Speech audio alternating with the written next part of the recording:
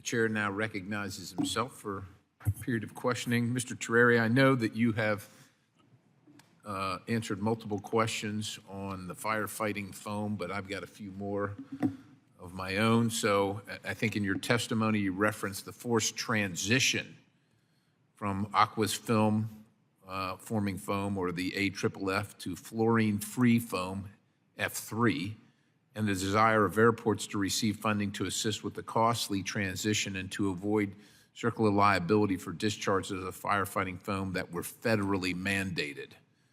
And so while the EPA has issued an administrative policy that it does not intend to pursue entities like airports, I think it is important that Congress provides certainty to airports that they will not be held liable in these circumstances. As we know, administrations change, viewpoints change. What's not palatable today becomes palatable tomorrow. So, but more importantly, according to the Naval Research Laboratory, AFFF creates both a film and a foam blanket that remains stable longer and is more effective than foams that do not contain the current list of chemicals. In other words, the AFFF is more effective than its alternatives as we currently know them. Other observations from the Naval Research Laboratory are that F3s are less forgiving than AFFF and require more precise application due to the absence of the aqueous film. Fluorine-free films can be optimized using aspirated nozzles that improve the blanketing effect, but this application is difficult around obstacles, like the thing that's on fire, like an airplane with people in it, and across far distances, because heaven knows the first thing we all want to do is run headlong into a fire, right? F3s require a less aggressive application so that the foam does not get mixed into the fuel source and itself burn, which, like, I just kind of think about the implications of that. You're a firefighter, people are trying to get off of a burning airplane, and you're like, got to be careful because the firefighting foam might catch on fire, right? That's kind of mind-blowing, actually. Environmental conditions such as wind. At an airport, right? Wind socks are at airport. We're like, as aviators, the wind is an important factor, ever present, almost always. But the wind may cause holes to open up in the F3 blanket.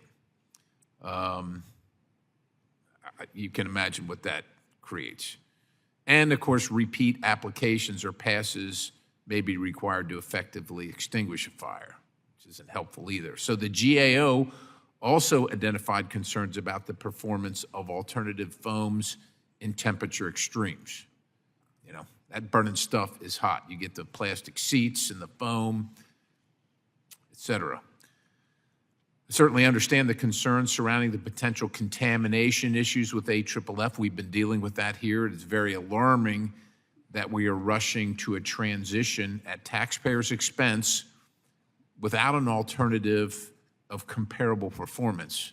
I get the concerns, and maybe we should minimize practice and some things like that, or practice with something lesser just for the sake of practice. But just running headlong into a less effective alternative and forcing everybody to pay for it, not providing the liability protection, I think is short-sighted.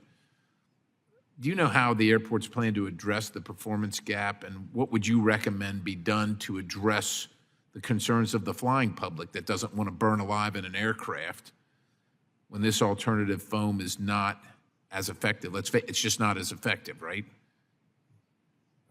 Do you have some recommendations? Well, I think definitely with the new product, there is training that is taking place. That's what's happening at the FAA Tech Center, along with the ARF working groups, to really understand how this chemical and this component can be used and should be used in its application. It is definitely different than AFFF, but that is something that the industry professionals are all looking at to make sure that in the event that it has to be deployed, it's done in a safe manner to protect anyone who is on that aircraft. Do you believe we should be forcing the transition until we know what the performance concerns are and what all the potential alternatives might be to be as effective as the current firefighting applications?